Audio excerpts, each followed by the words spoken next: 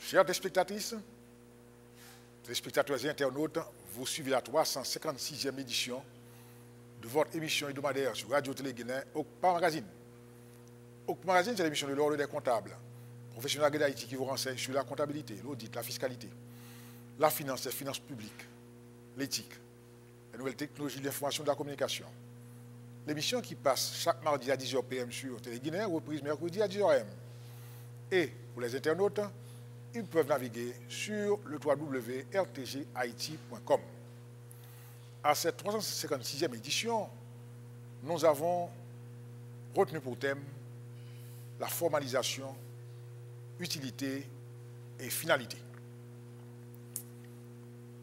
Pour avoir cette émission d'une grande importance, nous avons fait appel à un ami de l'émission, un habitué de l'émission.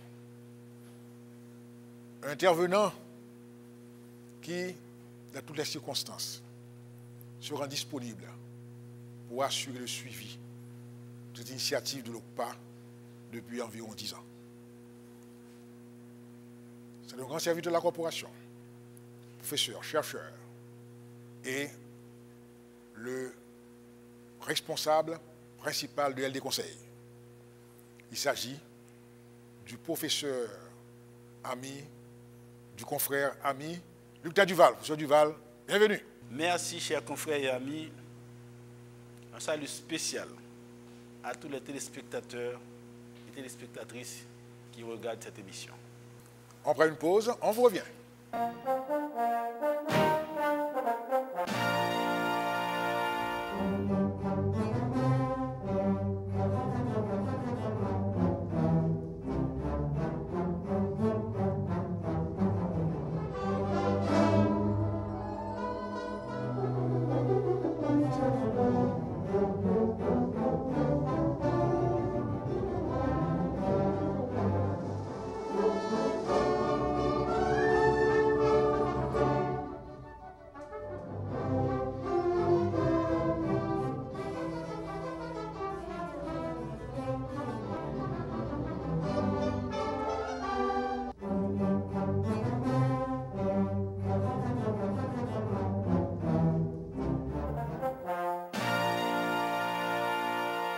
Chers téléspectatrices, téléspectateurs et internautes, comme d'habitude, nous vous renseignons sur les activités de l'ordre des comptables.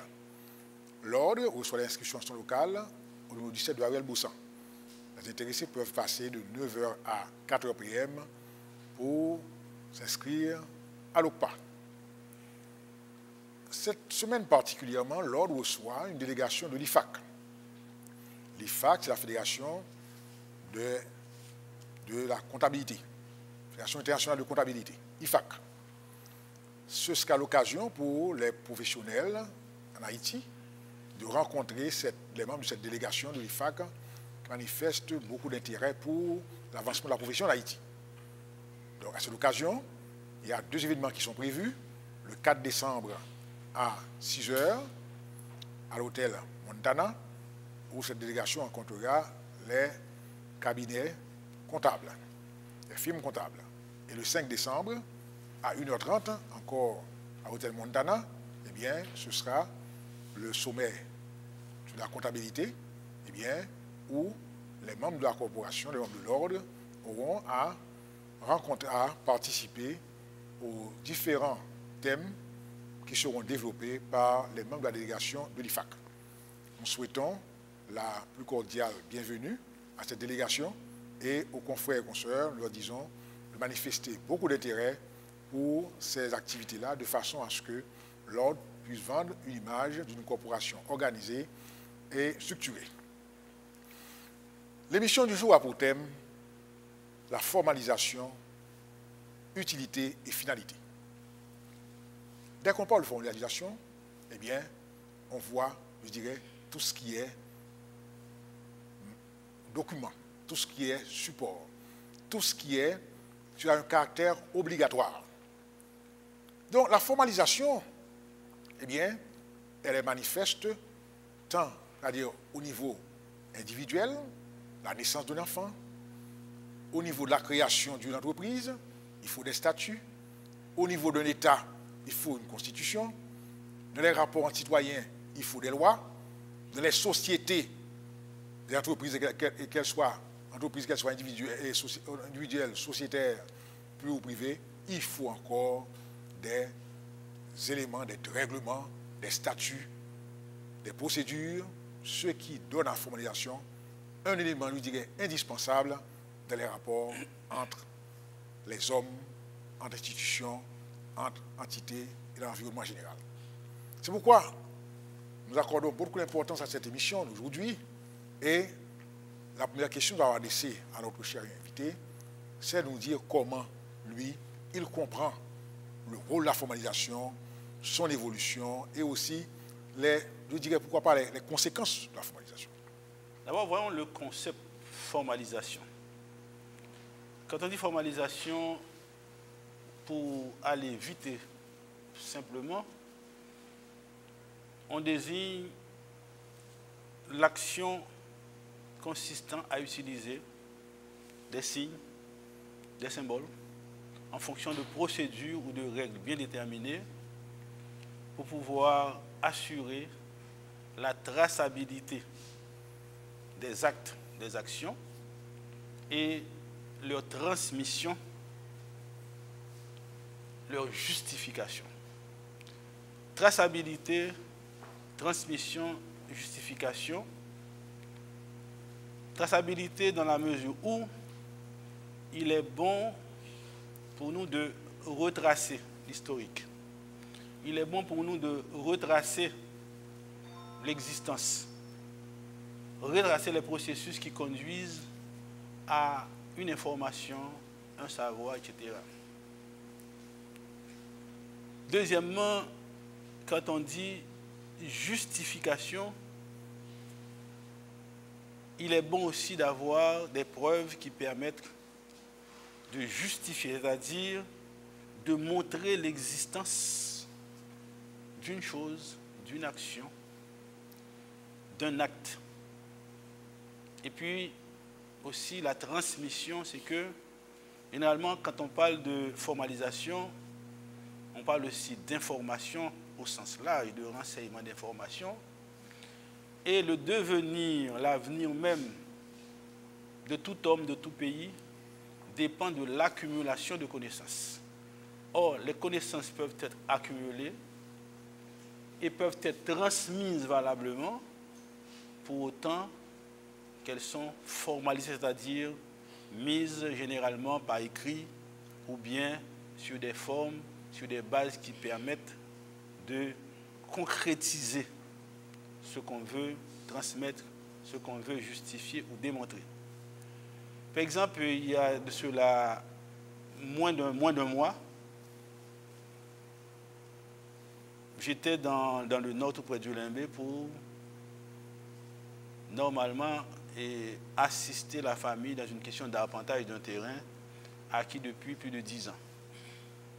Et j'arrive, il y avait un petit problème par rapport, je dirais, au tracé, aux voisins qui pensaient que l'arpenteur normalement plaçait mal son appareil pour pouvoir faire la mesure.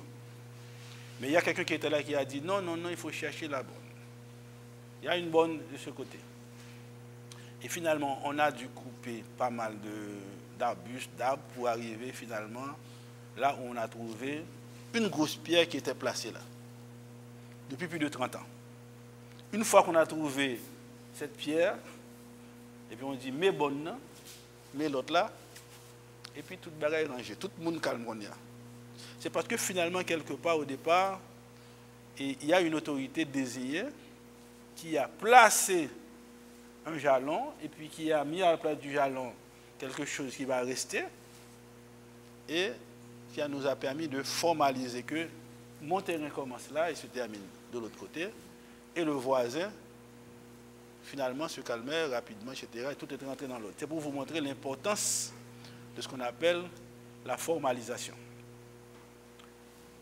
Deuxième chose encore, quand on dit formalisation, on a parlé de transmission de savoir. Le problème, c'est que nous avons une responsabilité de génération en génération de transmettre des connaissances. Et comme je l'ai dit tout à l'heure, le progrès, la croissance procède par accumulation de connaissances d'une génération à l'autre. Alors, quand on parle de transmission du savoir, ce qu'il faut retenir, c'est que de génération en génération, les hommes, l'humanité en général progresse par accumulation de connaissances. On ne peut pas accumuler des connaissances si on ne les met pas sous des formes et des aspects formels qui permettent de les conserver, de les interpréter. Tout ça fait partie de la formalisation.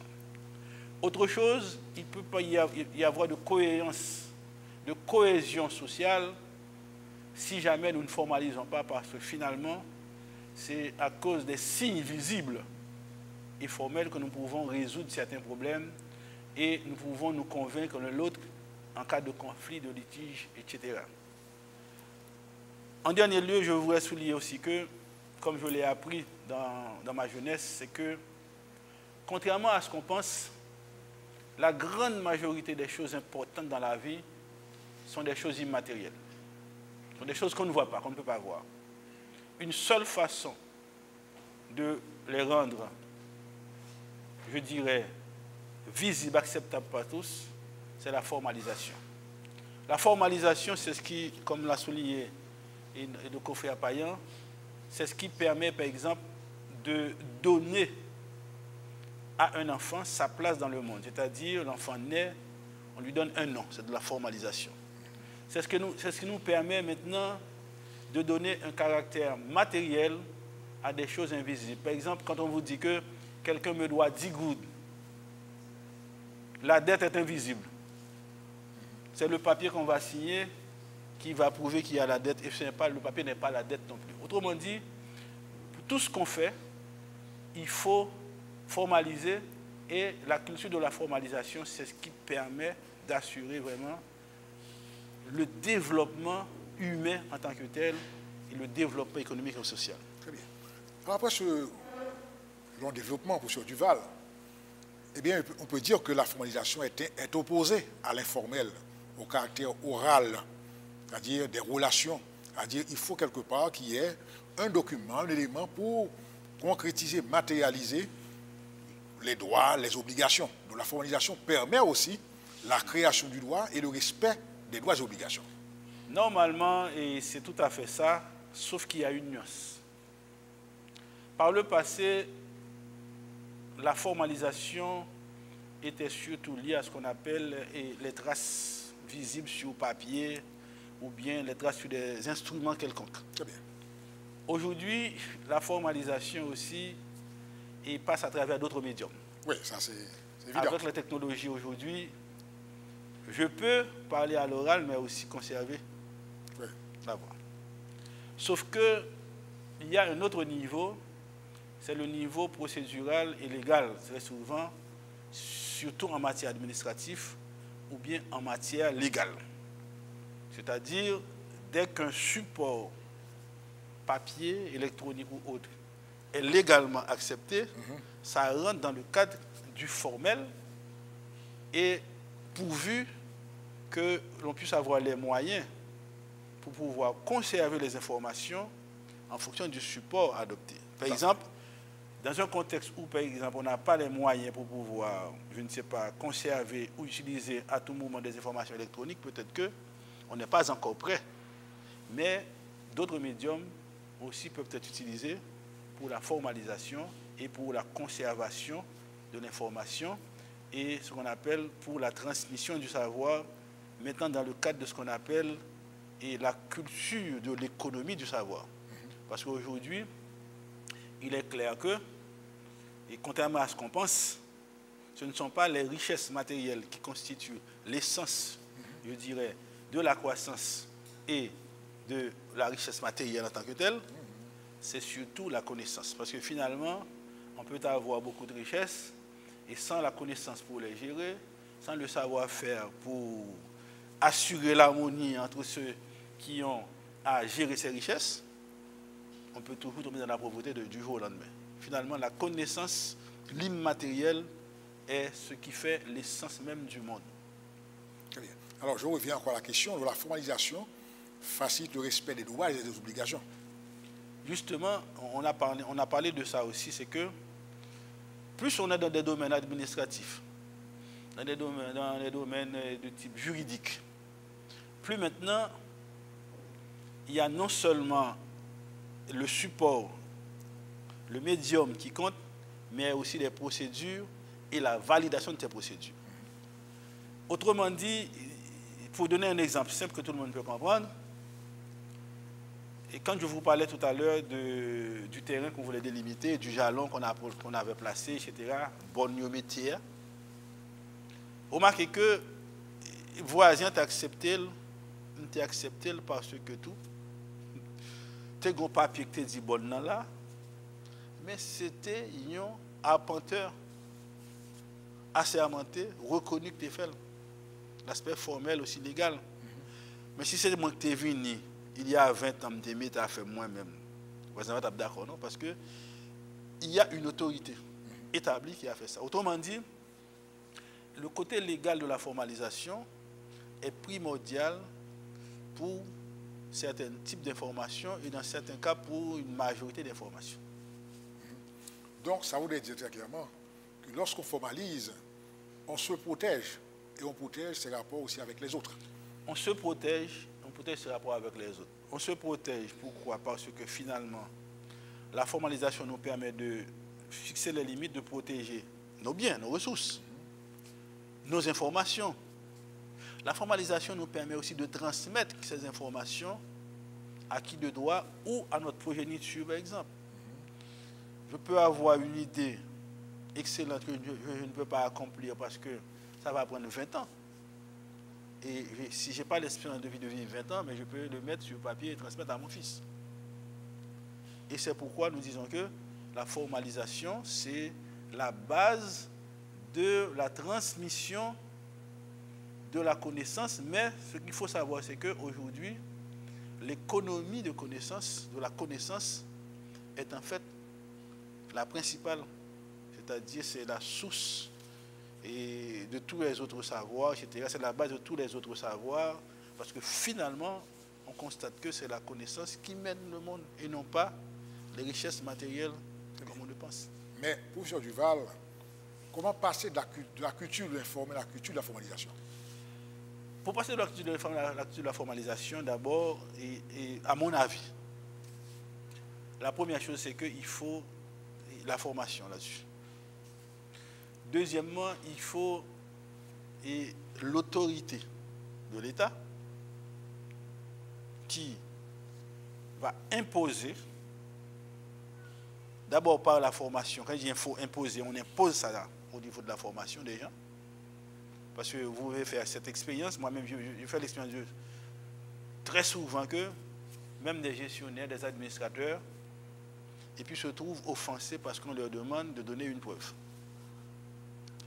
On pense que dans les relations familiales et d'amitié, par exemple, il n'est pas nécessaire d'avoir le formel et le papier. Alors qu'en fait, les conflits sont plus durables, plus permanentes et plus dangereuses lorsqu'ils interviennent entre parents et amis. C'est-à-dire, il y a des choses que quelqu'un qui ne me connaît pas me pardonne plus facilement que si c'est un membre de ma famille, alors il faut formaliser. Et très souvent, des familles sont disloquées parce que le père ou la mère n'a pas cru bon de dire formellement dans un testament que tel immeuble appartient ou bien doit être à tel fils ou bien doit être partagé à part égale, etc. Finalement, ça crée des problèmes. Maintenant, ce qu'il faut aussi savoir, c'est que moi-même, pour passer à une culture de formalisation, il faut qu'il y ait des dispositions légales expresses et codifiées sur le problème de la formalisation. Pourquoi? Moi, je constate que même au plus haut niveau, administratif et politique, chaque responsable qui prend le contrôle d'une administration ou même du pays arrive très souvent dans un espace, comme dans un espace quasi vide, et a maintenant la latitude pour faire les choses comme bon lui semble. Parce que tout le monde pense que la Constitution est là, la Constitution est suffisante. Ce n'est pas vrai, la Constitution donne les grandes lignes. Il faut que généralement la formalisation sur le plan légal aille beaucoup plus loin qu'une simple affaire de Constitution qui donne les grandes lignes pour aller dans les détails de certaines choses importantes pour savoir comment faire, comment passer d'une génération à l'autre, comment assurer que nous avons un pôle de savoir qui doit être communiqué, etc., etc., etc. Très bien. Alors vous avez mentionné, je dirais, le caractère légal de la formalisation, le caractère administratif de la formalisation, et vous avez fait état de l'État qui doit, pour faciliter le passage de la culture de l'informel à celle de la formalisation, la nécessité de la formation. Formation. Mais la formation en soi, elle n'est pas un élément, je dirais, suffisant. Il faut, au point de départ, je dirais, la volonté. Parce que quelque part, l'État, en tant que, je dirais, première personne de droit, ne donne pas toujours l'exemple. Est-ce que vous n'avez pas l'impression, des fois, l'État est comme dans l'informel? Oui, oui, beaucoup. Un peu plus même que le simple agent. Parce que finalement, ce qu'il faut comprendre, c'est que plus la matière à gérer est importante et dense, immense, plus il est possible de faire des choix divergents. Le problème, c'est que très souvent aussi, nous reprochons les dirigeants d'être informels et autres, mais c'est parce que très souvent, ils arrivent dans un vide où beaucoup de choses ne sont pas prévues, où la perception, c'est que, et c'est ce qui est dit dans la loi, qui doit régir la société, alors qu'en principe, il doit avoir une formalisation aussi d'ordre éthique. Parce que l'évaluation éthique va plus loin que l'évaluation juridique. C'est une source de cohésion. Par exemple, me songer, bon, pas même que me songer, m'a vivre ça dans certaines familles. Côté que, toujours gain ça toujours dans le pays, même si le rare, des points bagaille dit ou te dit et puis il faut le faire. Il y a des gens qui comme ça, il y a des familles même qui comme ça. Or, notre société sur base de l'évaluation juridique, ça qui passe, c'est ce qu'on est, ou perdu l'essence même de la vie. Pourquoi? Parce que l'homme chita, par exemple, aux amis, moi, vous demandez de me prêter $10,000. Nous deux, nous prêtons $10,000. Mais c'est nous deux en toute confiance, par les papiers qui signent. Si maintenant la justice, et puis par les papiers qui signent, c'est parole moins contre parole. Et la majorité juge après le tout une loi qui dit que faut une preuve. Tandis que sur le plan moral, dans votre conscience à vous, vous savez que vous avez prêté les $10,000. D'où, par exemple, quand on parle de formalisation, il y a non seulement l'aspect légal, mais aussi l'aspect éthique, qui est de la responsabilité de toutes les institutions, églises, familles, et de chaque personne en particulier dans son environnement, qui doit faire comprendre que ce n'est pas seulement le cadre légal qui garantit l'harmonie, c'est toujours le respect de la forme, le respect du fond dans tout ce qu'on fait dans la vie. On voit que comment, en général, nous n'avons pas ces misères dans le pays, surtout avec la politique. Mais c'est parce que, en pile monde, qu'on retranchement. Retranchement, par exemple, les gens ne font pas qui pas bon, il n'y a pas de loi qui dit que ça n'a pas existé. Pas une loi qui dit ça. Alors que non, ce n'est pas seulement la loi qui régit les choses, il y a aussi une formalisation sur la base de l'éthique, sur la base du comportement et sur la base aussi de la recherche de la cohésion sociale et aussi la recherche d'un meilleur savoir-vivre, vivre ensemble, etc. Voilà pour le problème, c'est que c'est plus large que ça. C'est pourquoi, en plus de la loi, l'éducation à la citoyenneté, l'éducation civique, l'éducation à l'éthique, je ne dis pas la lutte contre la corruption, non, la lutte pour l'éthique, va aussi favoriser la cohésion, etc. Cette formalisation doit se faire à travers les ouvrages d'apprentissage et autres. Donc, ça veut dire que dans nos rapports entre citoyens, nos rapports avec l'État, l'État a aussi intérêt à être formel. Et ceci facilite les rapports et réduit les risques de conflits également. Et donne également la procédure de règlement des conflits. Donc, cette première partie est tout à fait importante. Sur ce, on va prendre une pause et on voit bien.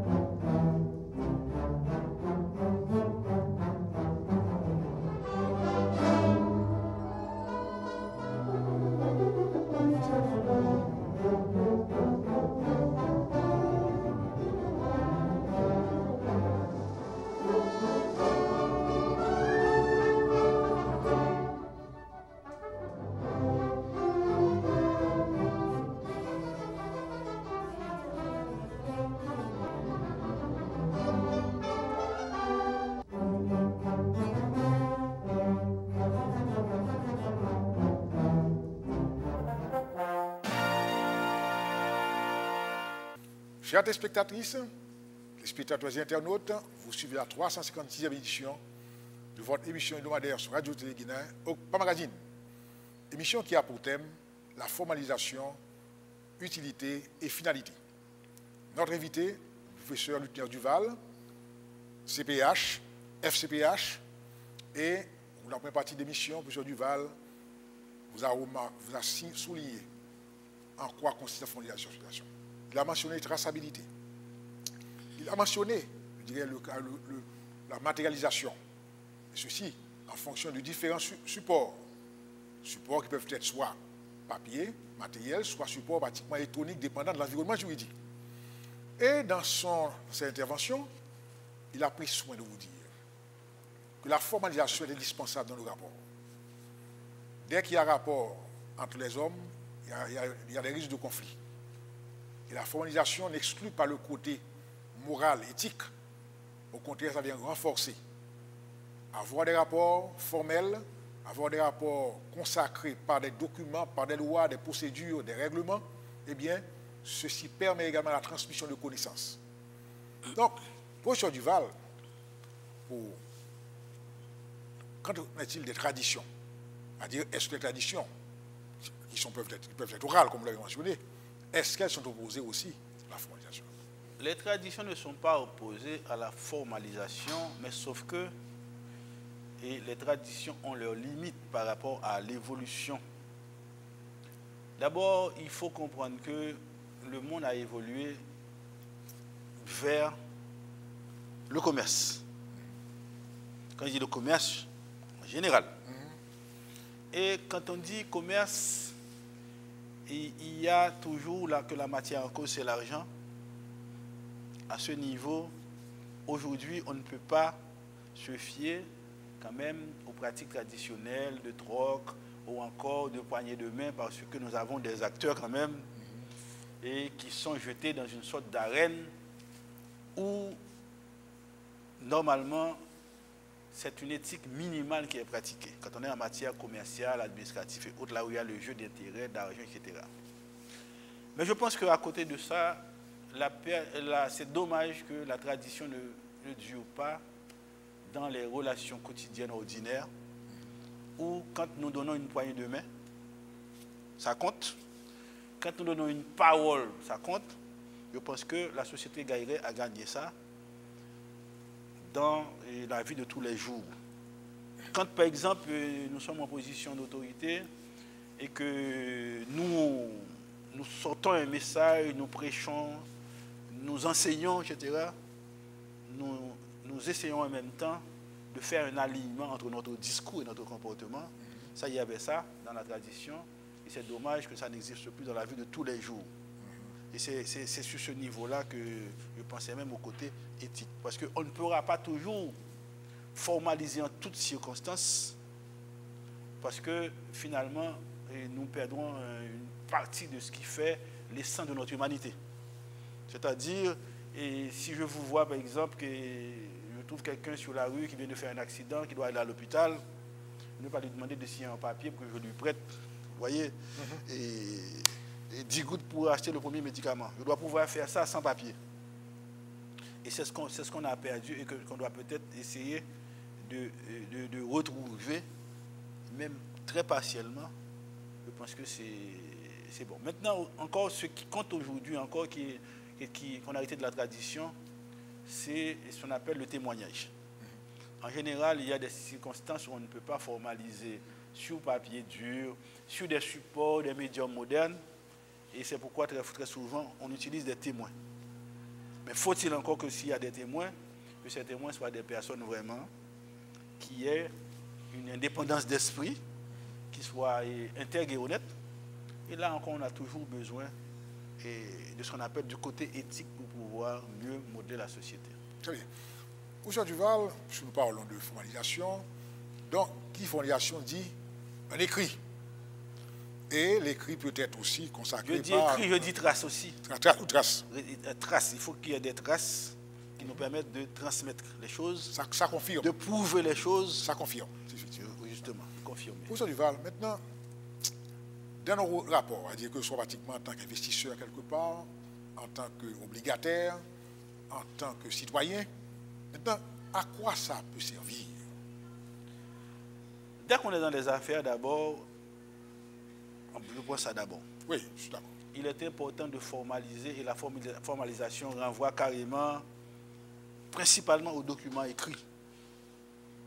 Documents écrits suivant des procédures. Procédure veut dire qu'il y en a qu'on peut faire entre nous deux. Des actes sous seing privé, par exemple. Il y en a d'autres qu'il faut faire sous seing public. Il faut une autorité publique, un notaire, je ne sais pas, et un juge, etc., qui soit là pour faire. Ça, c'est des choses légales qu'il faut respecter. Parce que finalement, le même document, présenté de la même manière, avec le même contenu, n'a pas la même force s'il est émis par un privé ou par un public, suivant ce que dit la loi. C'est-à-dire, ici, la formalisation et la légalité des actes marchent de pair. Dans d'autres cas, il y a que la formalisation est toujours aussi importante sur papier et autres, mais il faut savoir que dans notre vie, on n'est pas toujours en mesure de formaliser. Il y a des gens qui ne savent pas écrire, qui ne savent pas lire. Il faut quand même qu'il y ait des espaces où ils puissent, et des comportements aussi, modelés pour qu'ils puissent fonctionner quand même avec un minimum de confiance. Parce que là, je parle quand même du problème de la formalisation dans un contexte déséquilibré entre un sujet pensant et connaissant le sujet en cause et la matière à traiter face à quelqu'un qui ne s'y connaît pas.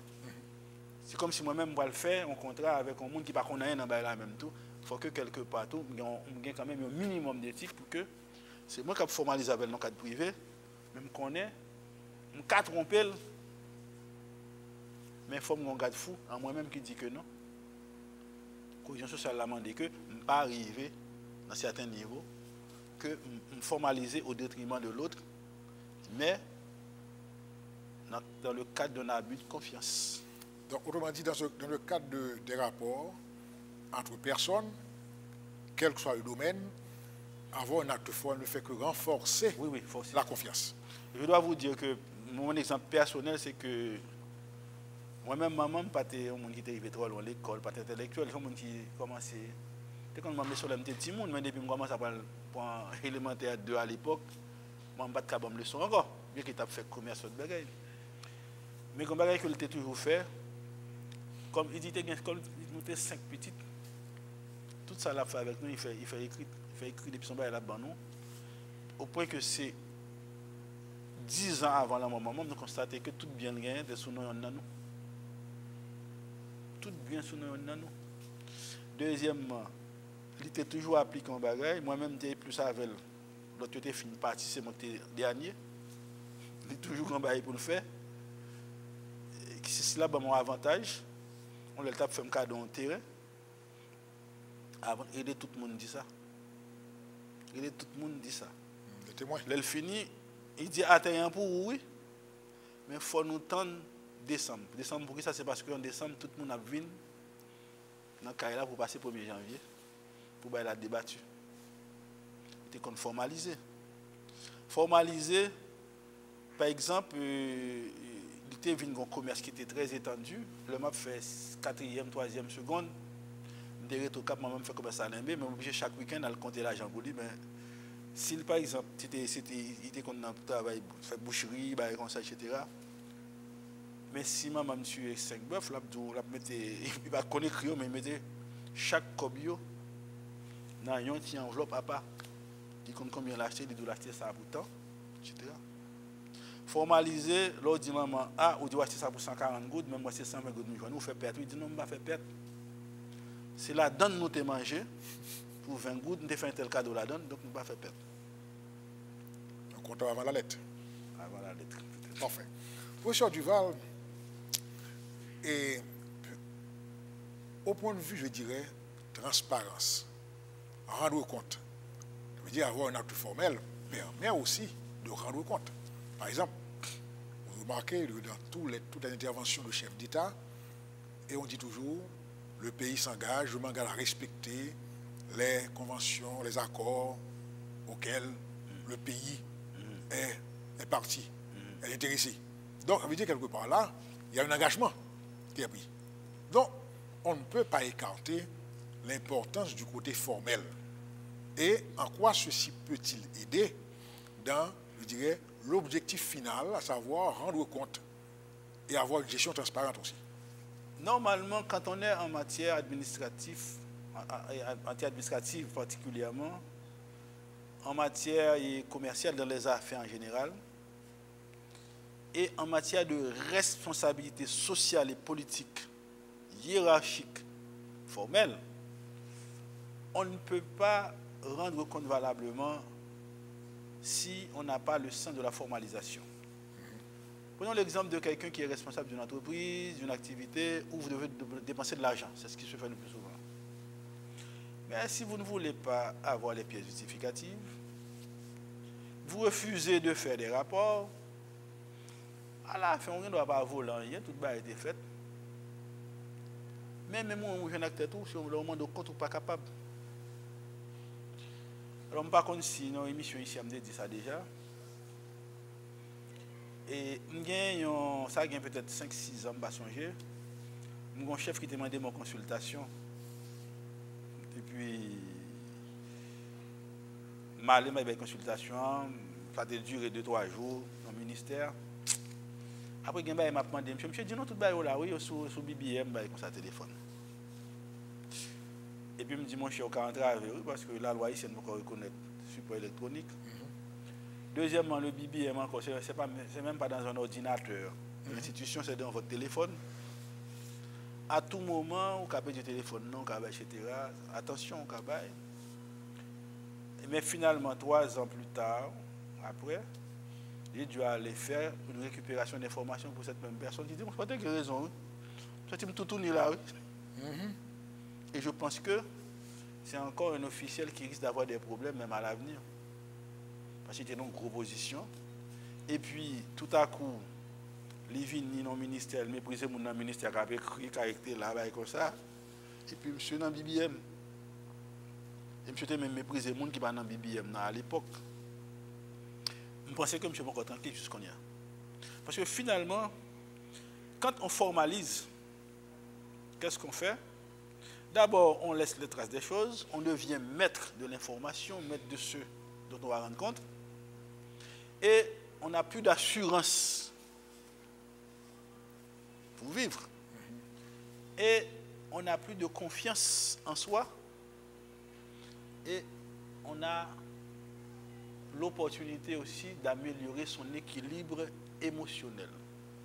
Parce que quand on fait ça, pas de gain papier, même si tu dépenses comme là bien, quand on saute. Quand on saute, ou pas de voler vrai, non? Monter négligent, ou pas de traîner ouais papier, ou bien les papiers à venir ou pas classer, ou jeter, etc. Aucun problème. Autrement dit, et quand on est en situation de déséquilibre émotionnel, ça crive. On commence agressif avec le monde qui travaille avant, on commence agressif avec le monde qui demande des comptes, avec le monde qui fait critique, et puis on vient tourner même en danger pour la famille parce qu'on parle agressif avec même petit ou madame, plus ben, là, important. Or, ça, c'est un processus même que ont enseigné tout en matière de psychologie et de philosophie morale. C'est que quand vous trouvez, je dis bête et modeste, quand vous trouvez que ou fautif, ou pas qu'à rendre compte, ou puis à l'aise, comme qui n'est pas fautif, il ne va pas rendre compte. Parce que le monde qui est fautif là lui-même, il ne pas rendre compte là-même, mais il a tenté de préparer ça déjà, de préparer des paroles, des choses qu'il a dit. Ou même l'autre prendre un bail là pour pas te préparer parce que par négligence, ou inventer mensonges avec plus d'incohérence. Et sous rentrer dans un cycle, il mentir qu'on y a, ou quand vous venez en phase côté que l'autre va coincé ou versé dans le crime pour transparité. Ou quand vous venez en phase que l'autre versé dans le crime qu'on y a, ou venez à l'aise dans le crime tellement, vous avez passé à la phase d'un être qui a une âme damnée. Vous venez déshumaniser, ou vous venez être artificiel carrément. Très bien. Professeur Duval, par rapport aux différentes illustrations, le caractère formel des actes aussi a un caractère opposable. Eh bien justement, on a parlé de ça un petit peu, peut-être pas aussi clairement que vous le dites, quand j'ai parlé de reddition de compte, de justification. De justification. Et la formalisation, justement, dans cette même ligne, nous permet de justifier, c'est-à-dire, nous présentons un papier et pour autant que le papier réunit toutes les conditions légales, le papier nous est opposable, mais est opposable aussi à des receveurs ou récepteurs potentiels. Et ça aussi est source de cohésion sociale. Ce qu'il faut aussi peut-être amplifier un petit peu ici, c'est que le meilleur côté pour moi de la formalisation, c'est la transmission du savoir. Je pense que dans la vie de tout homme, comme de tout pays, et comme de tout responsable, de toute institution internationale, c'est sa capacité à transmettre le savoir, à transmettre les informations. Parce que finalement, la formalisation permet de donner de la valeur aux documents. Le boba est bien simple. Récemment, là, par exemple, je regardé, je me dis que tout le monde fumier. Depuis les années 80, 86, j'étais en France, mais à l'époque, le Louvre, le musée du Louvre, pas tout ouvert comme ça, c'est un petit parti seulement, au point que j'étais stagiaire dans la direction des impôts à Paris. Le Louvre là, c'est un bureau dans le musée du Louvre. Mais je me regardé, chaque qu'on allait à Paris, mal dans le Louvre. On les mal regardé des tableaux. On les mal regardé l'autre bail. 9 euros qu'on y a payé, 9 ou 10 euros. Des milliers de monde à prendre. Ça crivait. D'un côté, c'est des documents qui étaient faits, qui viennent anciens et qui trouvent une source de richesse pour le pays qui a un document ça, qui a montré l'histoire, comment tel fait évoluer, et comment tel monde te prend naissance, comment tel monde débat, etc. Tout ça, documents nous quittés, ils pourraient prendre valeur de génération en génération. Très bien. Et c'est source de richesse. Très bien. Professeur Duval, puisque nous sommes conscients du caractère, je dirais, informel de l'environnement, quels sont les conseils pratiques qu'on pourrait donner conseil pratique, premièrement, c'est que c'est tout le monde dans l'environnement. Je pense que c'est plus efficace. C'est un environnement familial avec tout le monde pour tout le monde commencer. Apprendre si mon yo pour formaliser. C'est fort, mon cher, fort, il n'y a pas besoin de signer un papier. Oui, peut-être que frère n'a pas besoin de signer un papier pour la confiance seulement. Mais peut-être que ces papiers, ça frère signer qui fait que dans 45 ans plus tard, peut-être que par connaître soit familiale, tel bas été passé, tel bas été fait. Et deuxièmement, moi-même, par exemple, je me songeais que tu as un préfet Limbé et puis qui t'a un projet pour te faire des percées. Pour que la tête tout petit, et puis monsieur dit là, il fait percer. Monsieur fait lui-même avec un professionnel, longtemps à la main, une sorte de tracé de côté plus agrandi, ville là. Et puis 35 ans plus tard, on côté était passé des routes comme ça, et puis côté était oublié, on a qui dit préfet Denis te font bail, on croquis comme ça. Et puis nous le prendre, nous venons au moins 3 l'autre tracé que nous va d'après. C'est un bail monsieur te fait comme ça. Il pas officiel. Et puis nous venons ouais. Il y a 2 points qui étaient reliés, nous te pensé que nous pas faire la cause de rivière et puis d'un côté monsieur montrer que entre rivière et monde, il y a un espace que nous ne connaissons pas et puis nous disons là qu'on font tracer. De toute façon, formaliser normalement, c'est créer les conditions pour l'harmonie et la reddition de comptes, mais créer les conditions aussi pour une bonification future des choses les plus banales. Parce que plus il y a de temps, plus on a intéressé à lui comme histoire. Donc l'acte formel a aussi un coût. L'acte formel, un coût. Il y a un coût. Il y a en un termes coût. d'énergie, en termes d'argent. Mais le coût, c'est toujours un coût par rapport à l'immédiat. Mais ce qui est important, c'est que l'acte formel, généralement, et en vertu de ce coût, ou bien du temps que l'on demandait, c'est qu'un peu le monde va réussir, va le faire. Mais nous avons ce devoir de laisser un sillage pour les générations futures. Quand on formalise, on remplit la même mission que quand on met au monde un enfant. Parce que l'enfant, c'est pour pouvoir nous remplacer et perpétuer, je dirais l'existence humaine. Et les papiers, les actes formels, les signes formels, c'est pour pouvoir aussi perpétuer, je dirais, et bonifier la richesse et permettre aux générations futures d'accumuler des connaissances pour pouvoir mieux vivre. Donc il n'y a pas de doute là-dessus. Donc à un niveau autre, ça facilite la gouvernance. La gouvernance, je dirais l'harmonie, mais je dis plutôt, je préfère un terme qui est plus générique et plus général, la cohésion et le progrès économique et social. Donc, selon vous, ce serait, je dirais que c'est comme une panacée universelle. Ce n'est pas une panacée, je ne dirais pas ça, parce que quand on dit panacée, c'est comme si c'est un remède qui se suffit à lui-même et qui va tout guérir. Parce que quand on formalise maintenant, il faut qu'on puisse aussi quelque part savoir ce qui est important, ce qui est primordial par rapport à ce qui ne l'est pas. Parce qu'il ne faudra pas non plus que nous mettions à créer une sorte de culture d'accumulation de la paperasse inutile. Il faut savoir aussi quand passer de la paperasse peut-être à d'autres supports aujourd'hui, ce qu'on a et que les générations d'avant n'avaient pas. Il faut aussi savoir que, et forcément, c'est une base importante, mais il faut aussi savoir qu'on doit former les générations actuelles, les générations montantes et les générations futures à l'utilisation aussi des actes formels.